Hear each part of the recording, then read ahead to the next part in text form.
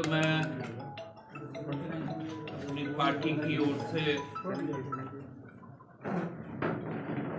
राज्य के चौथी बार जो मंत्रिपरिषद के मुखिया के तौर पर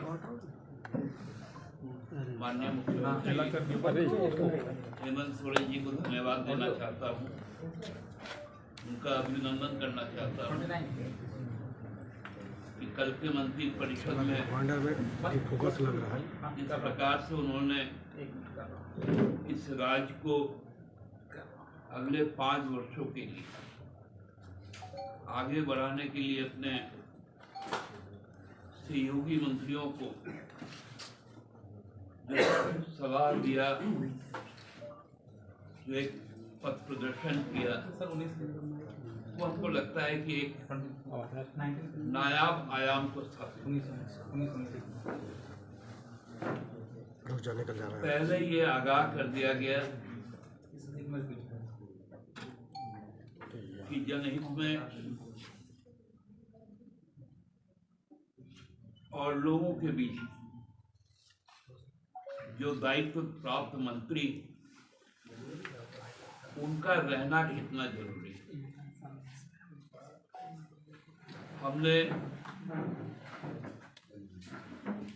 सरकार आपके द्वार जो कार्यक्रम को शुरू किया था, जहां पदाधिकारी चाहे वो थानेदार हो, तहसीलदार हो, बीडीओ हो, सीओ हो, सप्लाई अफसर हो, ब्लॉक के कृषि पदाधिकारी हो, रेफरल हॉस्पिटल के डॉक्टर्स हो, गांव-गांव, पंचायत में शिविर लगाकर लोगों के जो चाहिदा थे उनको संबोधित करने का काम कर रहे हैं। अब मंत्रियों पर भी यह दायित्व सौंपा गया कि अब हर मंत्री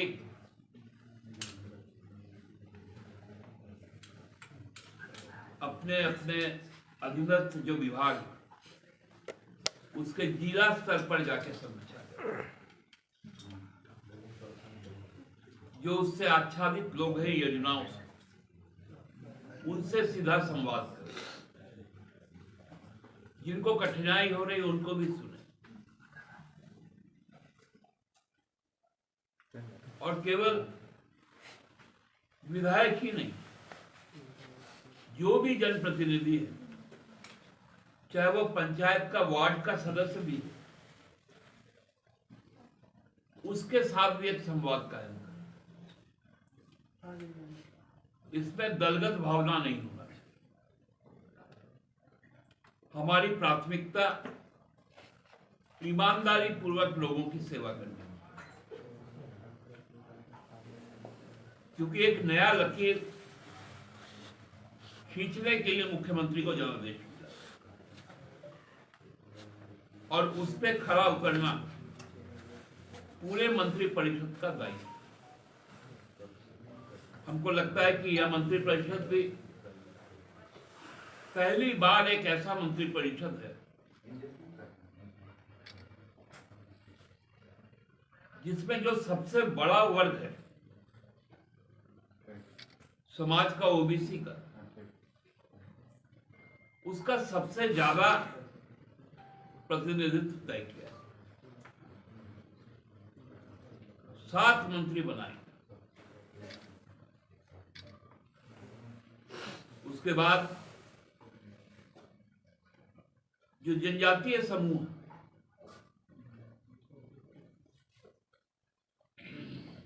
उनको भी क्षेत्रवार प्रतिनिधित्व हुआ। एक समग्र मंत्रिमंडल जो विधानसभा में चुनकर लोग आए, उसमें सबसे बड़ी भागीदारी ओबीसी समाज।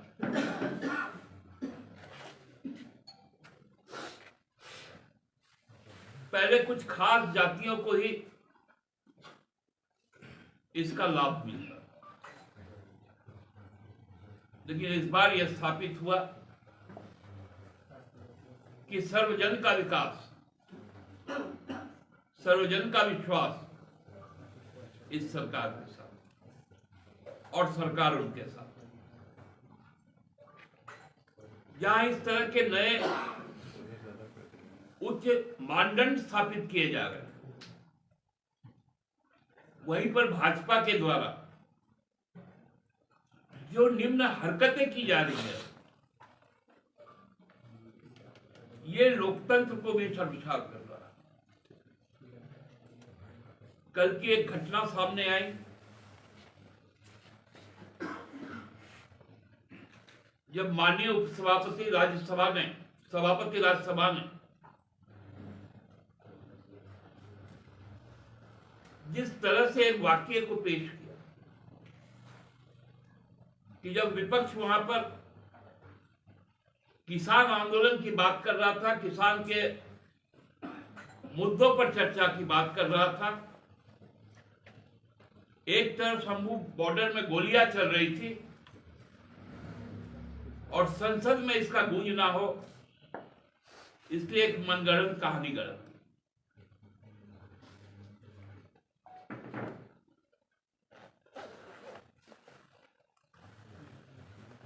देश को झारखंड जो रास्ता दिखा रहा है,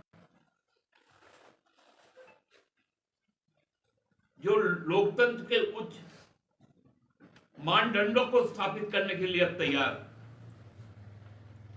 वहां पर इस प्रकार की हरकतें हुई।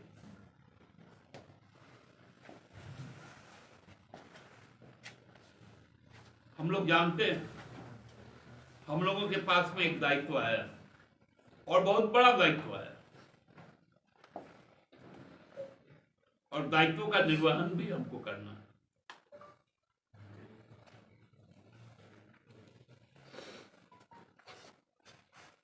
एक उल्लेखनीय बात कल हुई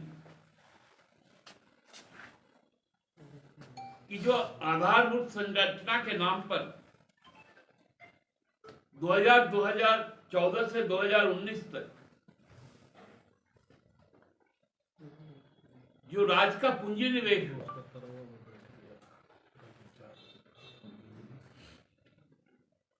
उसके उपयोगिता पर भी और जिस तरह के आयोजन हुए उसको भी रोकने का प्रयास।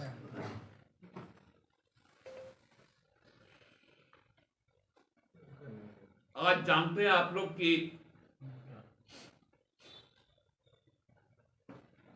भविष्य में झारखंड में कितना विधानसभा के सदस्य होंगे, ये हम लोगों को नहीं मालूम,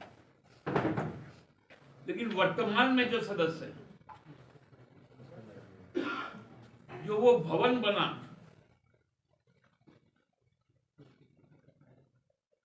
आप लोग सबको ही गवाह हैं, 1/3 ही उसका उपयोगिता आज तक होती आई, 2/3 खाली।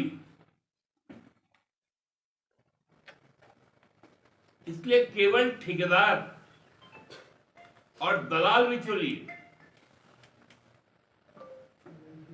पुनः सक्रिय नहीं हो जाए, इसलिए भी कल का एक संदेश।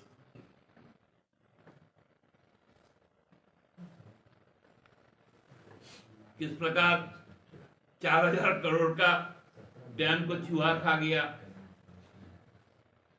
मोमेंटम झारखंड में कितना रोड शो हुआ विदेशों में भी जाकर, नतीजा यहां 8 के 3 पास।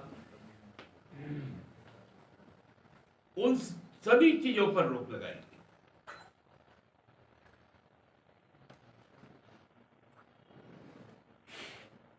हम लोग तो बहुत आह्लादित है कि जिस सोच के साथ सरकार आगे बढ़ने का काम कर रही है, वो कार्य जन जन तक पहुंचे, इसका लाभ को सुनिश्चित करना हर स्तर के जनप्रतिनिधि, क्योंकि उन पर विश्वास है लोगों का, उनके ऊपर में नहीं, पुनः सरकार को बहुत बहुत शुभकामनाएं। 9 तारीख से संवैधानिक तौर पर विधानसभा का भी गठन हो जाएगा और पुनः जब मंत्रिपरिषद आगामी दिनों में बैठेगी तो बहुत सारी ऐसी योजनाएं और निर्णय लेंगी जो हमारे जो घोषणा पत्र है, निश्चय पत्र है, जिसके प्रति हम जवाबदेह हैं, उनको पूरा करेंगे। धन्यवाद। दादा, 2-4 सवाल उत्पन्न हो रहे हैं आपके प्रेस कॉन्फ्रेंस से। पार्टी की ओर से सरकार को बधाई दी, वाकई में बधाई के पात्र है सरकार, लेकिन मैया को सिर्फ सम्मान कैबिनेट में जगह नहीं जेएमएम की तरफ से। देखिए, ये कैबिनेट पूरी तरह से गठबंधन के तहत लड़े गए आपसी तालमेल और आपको पांडे जी, मैं इसलिए कह रहा हूं कि मैया सम्मान जिस विभाग से चलता है, महिला और बाल विकास, उसको माननीय मुख्यमंत्री ने अपने अधीन रखा है। ये उनकी सिंसियरिटी, ये उनका जो कमिटमेंट है इस योजना के प्रति, इसको दर्शाता है। आप मुख्यमंत्री को इसके लिए विशेष रूप से धन्यवाद दें। दादा, एक सवाल है। आपने कहा कि जातीय समीकरण को कैबिनेट में जैसे ओबीसी को ज्यादा प्राथमिकता, मुंडा समाज को कहीं ऐसा नहीं लगता है कि दरकिनार किया गया है? एक बड़ी आबादी है। नहीं, निश्चित तौर पे बड़ी आबादी है। प्रत्यक्ष सरकार में आपको सबों को तो आप समावेश नहीं कर सकते, क्योंकि कई जाति में कई उपजाति भी, लेकिन मुंडा समाज बहुत निर्णायक एक और क्रांतिकारी विचारधारा का समाज, उनको भी अन्य जो भी सरकार के अधीन कई सारे विभाग हैं, कई सारी चीजें हैं, उनको उसमें समावेश किया। दादा, देश के रक्षा राज्य मंत्री को धमकी मिली है, फिरौती मांगा गया है 50 लाख रुपया। देखिए, ये गठबंधन की सरकार बनती है तो अपराध बढ़ने लगते हैं। अब तो ये जो अपराधकर्मी जो भी होंगे, जो इस मानसिकता का है, उन्होंने दिल्ली में केस दर्ज करवाया है, झारखंड पुलिस के संज्ञान में आया है और प्रारंभिक जानकारी जो मिला है कि भाई होशिर का कोई होगा, तो वो जांच तो उनका साइबर सेल करेगा और उसको ढूंढ निकालेगा। और इसमें सरकार संकोचित कोई धमकी होता है क्या?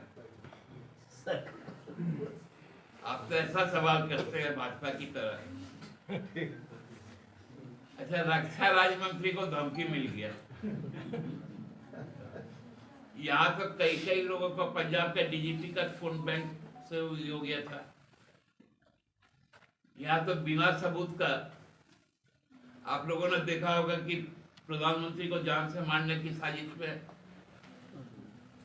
कई लोगों को जेल में डाल दिया गया। उसमें एक फादर स्वामी की शहादत भी हो गई। आज तक उस केस का क्या हुआ कोई नहीं जानता। तो उस समय कौन सी सरकार थी उनकी? भाजपा की ही सरकार थी। इसलिए कृपया भाजपा जैसे मानसिकता वाले सवाल, क्योंकि ये बहुत निम्न कोटि के सवाल होते हैं, का जवाब ना दे, हम यही प्रयास होगा। दादा, ये है कि आपने कहा इंडिया अलायंस, विधानसभा सत्र में इस बार बीजेपी की फिर तैयारी है कि सदन का नेता चुने बगैर लोग जाएंगे, इसको किस रूप में देखते हैं? आपके पास जो देखिए, जो मुझे जानकारी आ रही है कि बहुत जल्द शायद हेमंत बिस्वा शर्मा आसाम का मुख्यमंत्री पद छोड़कर यहाँ पर नेता प्रतिपक्ष बनेंगे। हम लोग उनका स्वागत करेंगे, क्योंकि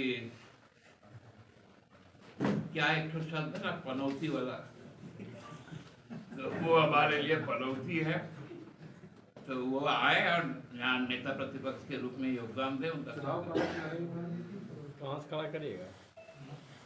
4,000 करोड़ के डैम वाले चूहे वाले मामले में क्या एनडीए चूहों की तलाश करेगी या फिर गठबंधन अब इसमें कमियों की जांच करवाएगी? एनडीए तो नहीं, इंडिया करेगा और चूहा तो निकालेंगे, कोई चूहा बचेगा नहीं। लेकिन दादा आपने कांग्रेस का रिक्वेस्ट को ठुकरा दिया, कह रहे हैं इंडिया की सरकार है। उन लोगों ने मंत्रिमंडल बांटा था, विभाग का बंटवारा हुआ था। मुझे इसकी जानकारी नहीं है क्योंकि जो पत्र जाता है मंत्रिमंडल का, विभागों का, मंत्रियों का नाम का, उसमें माननीय मुख्यमंत्री का हस्ताक्षर चलता है। तो वहां पर कांग्रेस का कोई हस्ताक्षर गया है कि नहीं ये हमको नहीं मालूम, लेकिन जो मुख्यमंत्री का हस्ताक्षर, जो मंत्रियों का नाम गया था और जो विभाग गए थे उनका बंटवारा हो। धन्यवाद।